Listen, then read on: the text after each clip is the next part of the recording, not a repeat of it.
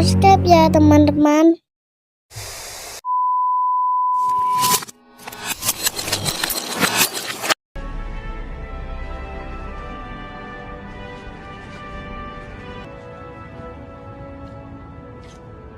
Kisah diawali dengan memperlihatkan seorang anak kecil bernama Brit.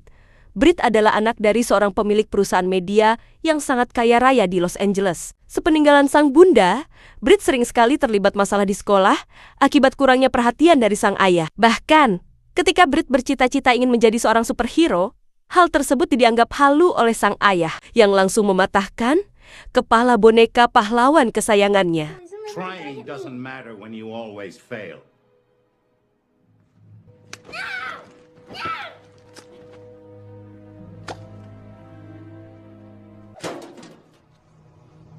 20 tahun kemudian, mari saya perkenalkan kepada seorang mafia Rusia yang sangat berbahaya. Dia bernama Benjamin Chatnovsky, seorang ketua mafia yang memiliki paranoid atau ketakutan berlebihan terhadap orang lain yang memandang rendah dirinya. Sehingga Benjamin sering sekali merasa bahwa orang lain kurang takut dan tidak segan terhadapnya. How do I pronounce your name?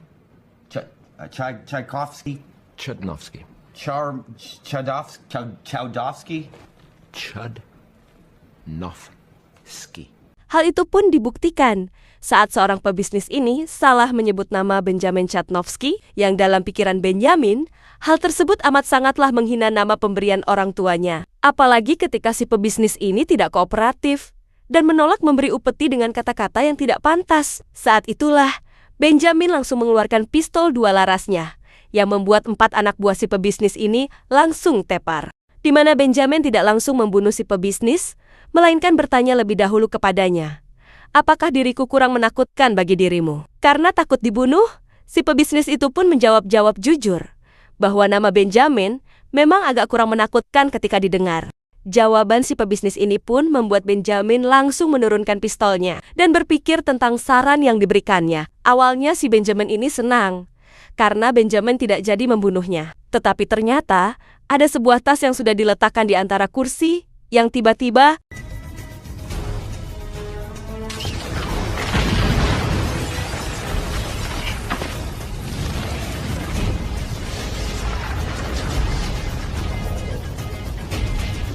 dan kisah akan dimulai lagi dengan Brit yang sudah beranjak pemuda. Hobinya hanya pesta dan mabuk-mabukan setiap malam, tanpa memikirkan masa depan. Dan untungnya, dia adalah anak orang kaya yang tidak perlu khawatir dengan kebutuhan seperti beras, listrik, dan makan apa untuk hari esok.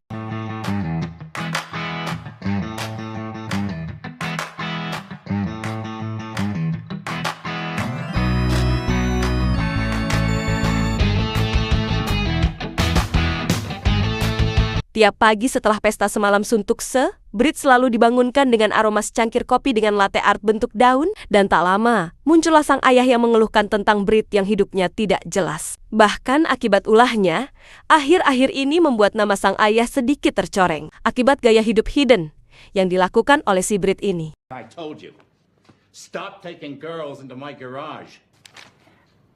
Never stop. Singkat cerita, ketika Brit baru pulang dari pesta, dia pun langsung dikejutkan dengan berita kematian sang ayah yang tewas akibat alergi sengatan lebah, di mana hal itu cukup membuat Brit menjadi sedih karena tidak memiliki siapa-siapa lagi kecuali harta dan perusahaan media yang ditinggalkan sang ayah. He dedicated himself to this city through his philanthropic endeavors and thank you, James.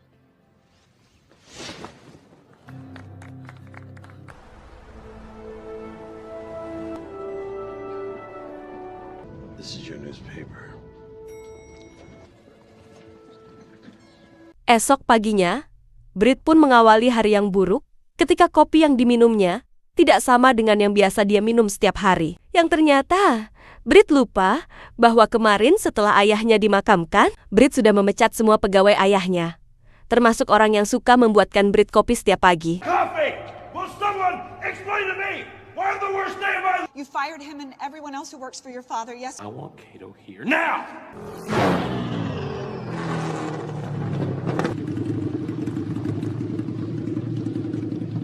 Dan mari saya perkenalkan, ini adalah Kato, montir pribadi ayah Brit. sekaligus membuat kopi yang setiap harinya membuatkan kopi untuknya dan ayahnya. Kato pun menunjukkan bagaimana cara dia membuat kopi yang enak, di mana Britt cukup dibuat takjub ketika melihat sebuah mesin kopi yang sangat canggih, yang ternyata itu adalah buatan tangan Kato sendiri.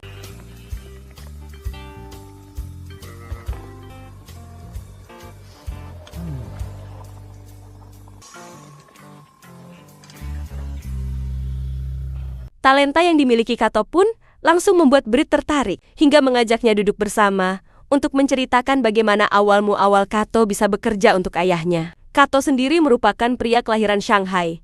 Sejak kecil dia hidup sebatang kara dan tinggal di panti asuhan. Dan ketika menginjak usia dewasa, Kato pun kabur dan bekerja di sebuah bengkel yang secara kebetulan mempertemukan ayah Britt dengan si Kato ini. Ketertarikan Kato terhadap mesin dan otomotif membuat ayah Britt tertarik untuk menjadikannya sebagai montir pribadi, di mana sebagai orang yang sangat kaya raya, ayah Britt membebaskan Kato berkreasi dan membuat alat-alat sesuai imajinasinya. Itulah alasan kenapa mesin kopi canggih tersebut bisa tercipta. Tak hanya mesin kopi, Kato pun mengajak Britt ke bengkel pribadi ayahnya, yang di situ ada satu mobil tua yang sudah Kato modifikasi, di mana mobil tersebut tahan terhadap benturan keras dan dilengkapi dengan ban berteknologi canggih yang bisa utuh secara otomatis. What are you gonna do? What are you gonna do now? And? Whoa! Sampai di ruang kerja Kato, Britt pun melihat sebuah gambar rancangan pekerjaan Kato, yang di situ terdapat gambar Bruce Lee yang sedikit informasi bahwa film The Green Hornet ini merupakan reboot dari serial dengan judul yang sama, yakni The Green Hornet, yang pernah dibintangi oleh almarhum Bruce Lee pada tahun 1966. Tak hanya tahu soal mesin dan pandai membuat kopi, Kato juga mampu melakukan hal hebat lain. Contohnya membuka penutup botol dengan cara yang keren. Yang hal itu semakin menambah ketertarikan Britt terhadap si Kato ini.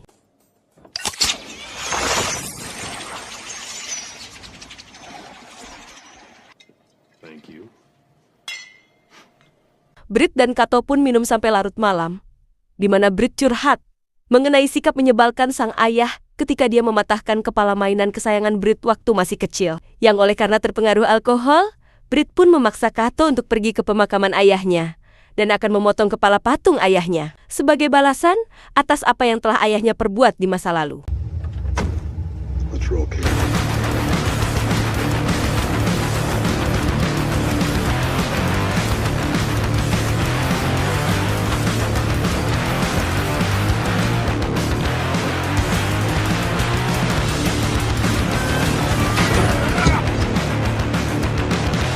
Setelah memotong patung kepala ayahnya dan akan kembali ke mobil, Britt pun harus dihadapkan dengan sebuah situasi genting ketika beberapa penjahat sedang merampok pasangan pejalan kaki, di mana Britt yang masih punya hati nurani pun meneriaki para penjahat tersebut sampai mereka semua mengejarnya. Hey!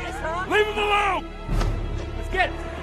I'm out of a... Britt pun berhasil tertangkap dan diancam akan dibunuh menggunakan sebilah pisau. Tapi tiba-tiba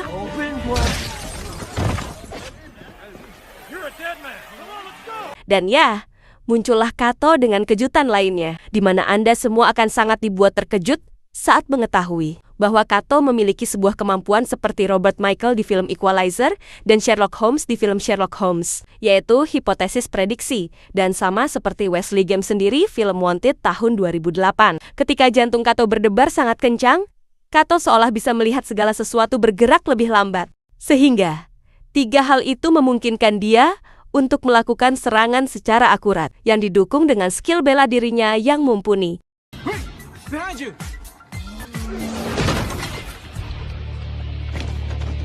Eat shit! Wait! Wait! Go! I'm in! Mereka pun dikejar polisi yang menganggap mereka adalah penjahat, di mana polisi tersebut menembak tepat ke arah si Britt. Beruntung, kacanya anti peluru. Namun Britt yang kesal pun langsung mengaktifkan ban tajam, yang membuat mobil si polisi mengalami kecelakaan.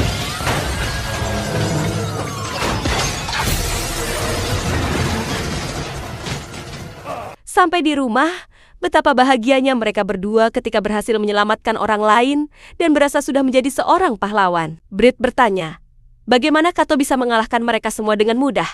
Kato pun menjawab bahwa dia tumbuh di lingkungan yang berbahaya, sehingga berkelahi sudah menjadi makanan sehari-harinya sejak kecil.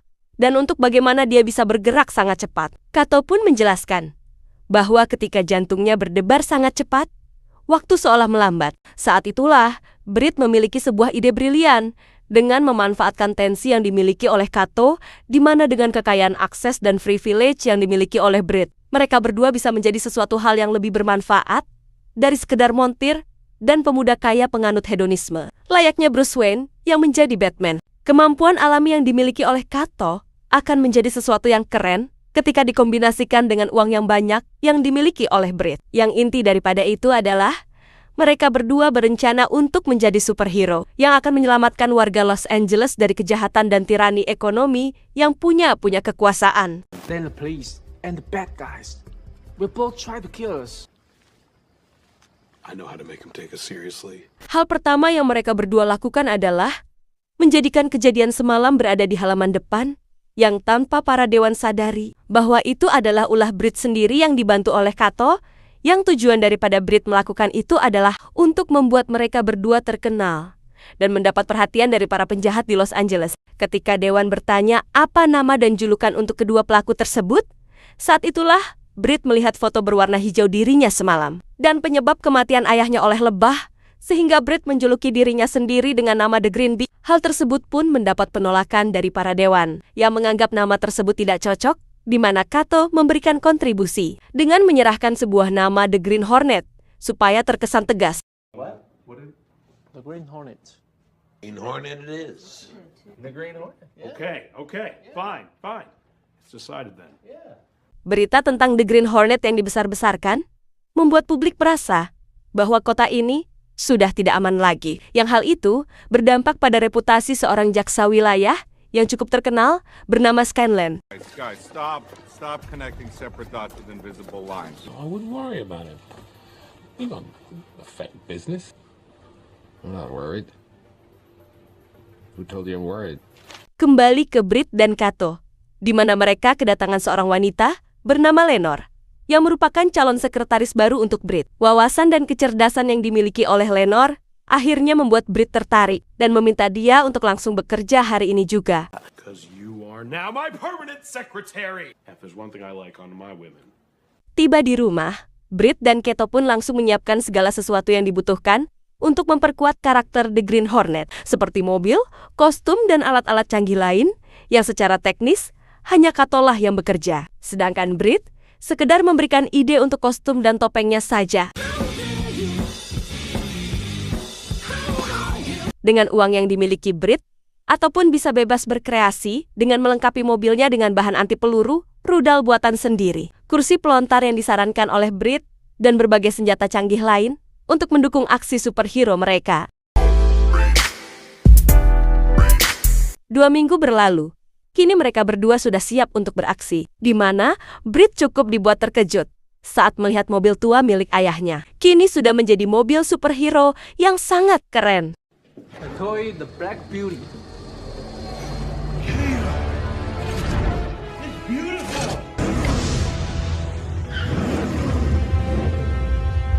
Saat sudah jalan, barulah mereka bingung dengan tujuan dan arah mereka untuk beraksi, di mana Brit meminta bantuan sekretaris pribadinya yakni Lenore untuk mengirimkan data-data lokasi yang sering terjadi kejahatan dan langsung berangkat ke sana untuk memulai debut pertama mereka.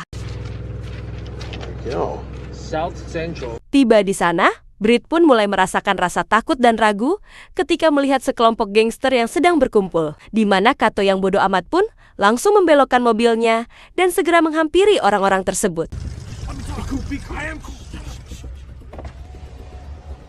Yo, you looking for that good stuff, man? Hola. Dengan bahasa yang menghina dan tidak ramah di telinga, Brit jelas telah memancing emosi para gangster tersebut, hingga membuat salah satu dari mereka menodongkan pistol, di mana Kato segera memutar mobilnya, disusul dengan Brit yang turun dan menghajar satu gangster tersebut. Ketika satu anggota gangster akan menembak, saat itulah Kato kembali menunjukkan kehebatannya, di mana kali ini jantungnya berdebar lebih kencang dari sebelumnya, hingga membuat waktu seolah benar-benar menjadi lebih lambat.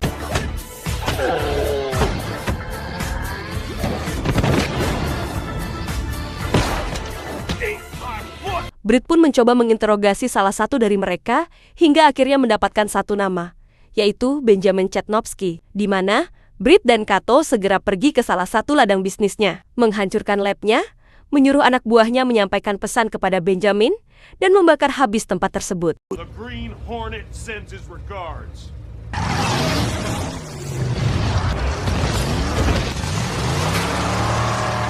Si anak buah pun memberikan kartu The Green Hornet dan menyampaikan pesan mereka kepada Benjamin, di mana si anak buah yang ketakutan pun membuat Benjamin bertanya, apakah The Green Hornet ini lebih menakutkan dariku? Si anak buah pun menjawab, mereka memakai topeng dan memiliki senjata api di mobilnya. Siapa yang tidak takut?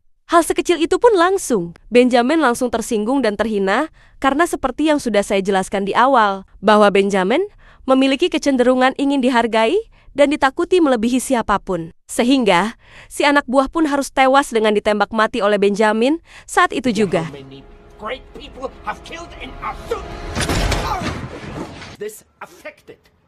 Dari situ, The Green Hornet pun semakin menggila, dengan menghancurkan beberapa bisnis ilegal dan gangster-gangster di berbagai distrik, di mana sebagian besar bisnis dan gangster di kota ini merupakan kekuasaan dari Benjamin, yang tentu saja membuat dia menjadi risau dan dipusingkan dengan ulah The Green Hornet ini, termasuk si jaksa wilayah Scotland. Merasa bahwa Britt sebagai The Green Hornet tidak memiliki kemampuan bela diri yang cukup, Kato dengan baik hati pun memberikan sebuah pistol dengan peluru gas untuk membuat musuh pingsan. Yang hal itu jelas membuat Britt menjadi tersinggung, yang secara tak sengaja menembakkan pistol tersebut hingga Britt pingsan selama 11 hari. Ketika siuman, Britt pun cukup terkejut ketika melihat Kato sudah menyelesaikan 3 mobil sebagai cadangan untuk aksi mereka, di mana dia juga sudah membuat ulang peluru gas tersebut agar efeknya hanya bekerja selama beberapa jam saja. Okay, but be careful. I'll be careful. I just want to look at it. Just give it to me for 1 second and I'll just... Di sisi lain, Benjamin pun mendapat kabar jika sebagian besar bisnisnya telah hancur dan beberapa geng di bawah naungannya memilih untuk memisahkan diri dari Benjamin karena merasa bahwa Benjamin tidak cukup kuat untuk melindungi mereka dari negeri Hornet. Hal itu jelas membuat Benjamin semakin dibuat emosi hingga dia berencana untuk membuat jebakan untuk melenyapkan The Green Hornet selamanya. Great. What about the Hornet? Rencana tersebut adalah dengan mengirimkan sebuah pesan ke alamat email yang ada pada kartu nama The Green Hornet, di mana Britt yang polos pun bersedia untuk bertemu dengan Benjamin, yang hal itu mendapat penolakan dari Kato yang merasa bahwa ini adalah sebuah jebakan. Namun Britt yang tetap kekeh pun ingin bertemu dan merasa lemah jika tidak menepati janjinya tersebut. So tomorrow you could process my incredible... Sampai di sana, terlihat Benjamin dan 2 anak buahnya sudah menunggu kedatangan di Green Hornet. Namun tiba-tiba,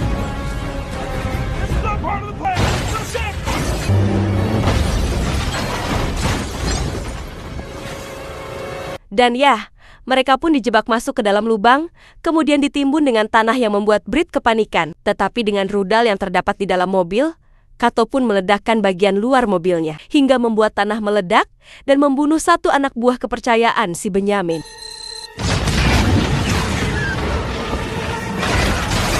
Britt dan Kato pun segera kabur dari tempat tersebut. Dan meskipun sempat dikejar oleh Benjamin, mereka berdua berhasil lolos dan pulang dengan naik taksi. Tiba di rumah, mereka berdua akhirnya terlibat sedikit perselisihan atau percekcokan akibat Britt yang tidak mau mendengarkan saran dari Kato, di mana Britt yang merasa bahwa dirinya lah di Green Hornet dan Kato adalah sebagai supirnya. Akhirnya membuat mereka cobrot-cobrotan dan terlibat perkelahian yang mengakibatkan furniture rumah menjadi hancur berantakan.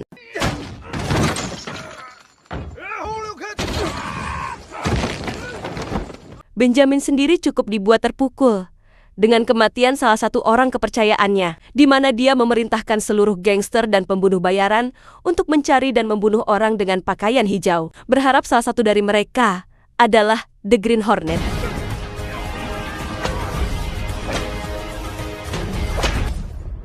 failed to kill me, the Hornet, Popeye. Berita tentang kematian orang-orang dengan pakaian hijau pun membuat Brit menjadi merasa bersalah. Begitupun dengan perusahaan medianya yang telah berdosa, karena selalu menjadikan The Green Hornet sebagai berita utamanya.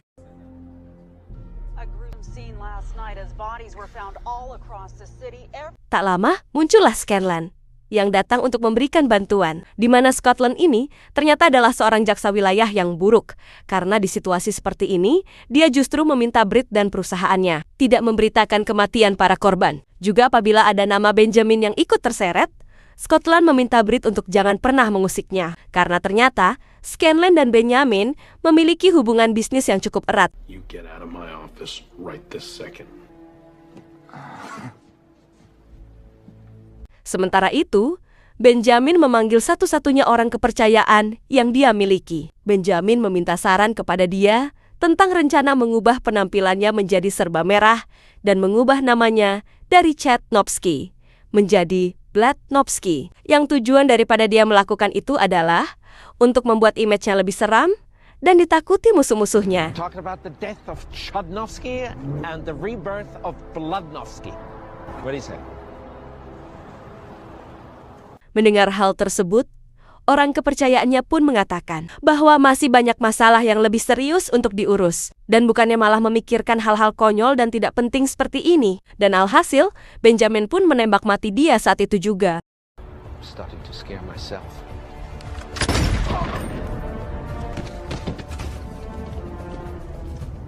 Kembali ke Brit alias The Green Hornet, dia mendapat telepon dari Scotland untuk bertemu di sebuah kafe dengan tujuan ingin bernegosiasi ulang tentang hal yang pasti tidak ingin Brit tolak. Singkat cerita, Brit pun sudah sampai di kafe tempat pertemuan dengan Scotland, yang mana di situ sudah ada si Benjamin, yang ternyata pertemuan ini adalah sebuah jebakan untuk menekan Brit dan perusahaannya, agar selalu memberitakan hal yang baik, seolah Los Angeles adalah kota yang aman dan damai. Tak banyak basa-basi, Scotland pun langsung to the point, bahwa ayahnya Brit tidak mati karena disengat lebah, melainkan Scotland lah orang yang telah membunuh beliau dengan cara menyuntikkan racun epitoksin, seolah ayah Brit meninggal akibat alergi sengatan lebah. Hal itu pun langsung membuat otak Brit bekerja keras setelah sekian lama tidak dipakai, di mana dia akhirnya menyadari jika Benjamin telah menguasai hampir seluruh gangster di Los Angeles, sehingga untuk menutupi semua bisnis dan kejahatannya, Benjamin membayar mahal Scotland dan membiayai semua keperluannya, seperti kampanye dan tetek bengek lainnya. Scanlan menyuap setiap perusahaan media untuk jangan pernah mengangkat setiap kejahatan yang berkaitan dengan Benjamin. Dan satu-satunya orang dan perusahaan yang menolak untuk disuap adalah ayah Brit itu sendiri. Karena beliau sangat menjunjung tinggi dunia jurnalis dan ingin memberitakan sesuatu apa adanya, jujur, akurat, dan terpercaya. I was joking. Why don't we get together and just talk about this? Tanpa sepengetahuan Scotland, Brit sudah merekam percakapan mereka, sehingga Scotland langsung memanggil Benjamin dan anak buahnya, yang pada saat bersamaan muncullah Kato yang datang untuk menolong, sesuai dengan permintaan dari sekretarisnya si Lenore. Mr. Chudnovsky. Bloodnovsky. Setelah terjadi baku tembak sedikit, mereka berdua pun langsung kabur, di mana Brit yang sudah memindahkan rekamannya ke dalam flash disk pun menyuruh Kato untuk pergi ke perusahaannya dan akan menyebar rekaman itu ke internet dan media agar supaya kebusukan Scotland bisa diketahui oleh publik.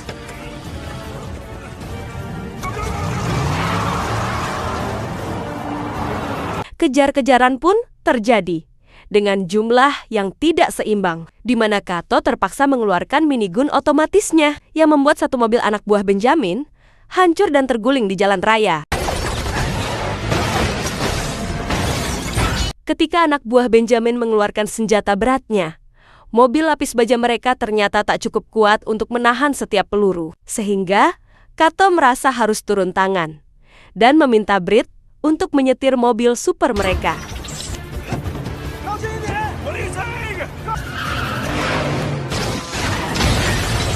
Setelah Kato berhasil mengatasi senjata berat Benjamin, Kato pun kembali ke mobilnya. Namun di depan perusahaan Brit, sudah banyak sekali anak buah Benjamin yang sedang menunggu. Sehingga Kato terpaksa membanting mobilnya, hingga membuat mereka nyangsang di antara mesin percetakan.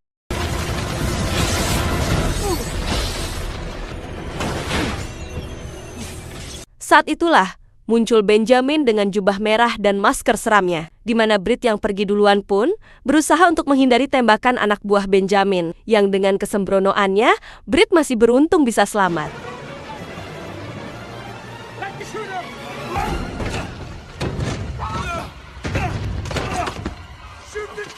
Ketika Britt terdesak, muncullah Kato yang berhasil menjatuhkan mobilnya dari mesin percetakan, di mana mereka berdua naik live menggunakan mobil, yang tentu saja membuat setengah mobilnya hancur dan terbelah. Beruntunglah Britt karena memiliki rekan yang jenius, karena Kato telah memodifikasi mobil ini dengan penggerak roda depan, sehingga walau tinggal setengah, mobil mereka masih tetap bisa jalan dan menembaki para penjahat yang sudah ada di sana.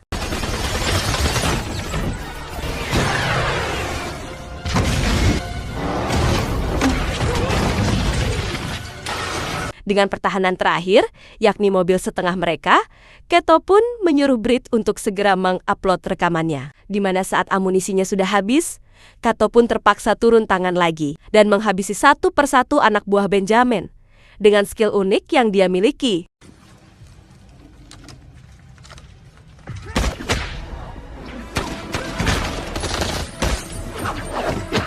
Sial bagi The Green Hornet. Karena selain flash disknya kosong karena Britt lupa menekan tombol play ketika merekam percakapan Scotland, aksi Kato juga harus terhenti ketika kakinya tertimpa reruntuhan akibat pistol 2 laras yang ditembakkan oleh Benjamin. Detik-detik Kato akan dibunuh, saat itulah insting terpendam Britt akhirnya muncul, di mana dia mampu melakukan hal serupa seperti Kato, yakni melakukan hipotesis prediksi saat situasi sedang darurat, sehingga Britt mampu bergerak dengan cepat dan akurat, meski akhirnya dibalikan dengan cara yang cukup bodoh.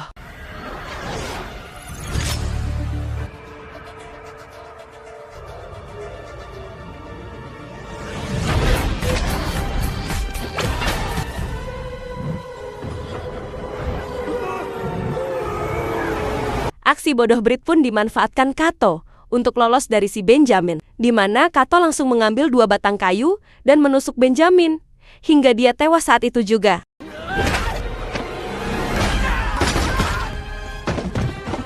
Ketika tim tanggap darurat muncul, saat itulah Scanlan langsung menunjuk The Green Hornet supaya ditangkap. Dan daripada Scanlan lolos dari jerat hukum akibat tidak adanya bukti, Kato dan Britt pun memilih untuk membunuhnya dengan cara membuat dia terjun bersama setengah mobilnya. Beruntung mobil tersebut dilengkapi dengan mobil pelontar, sehingga mereka bisa selamat, meskipun bingung tentang caranya untuk bisa mendarat.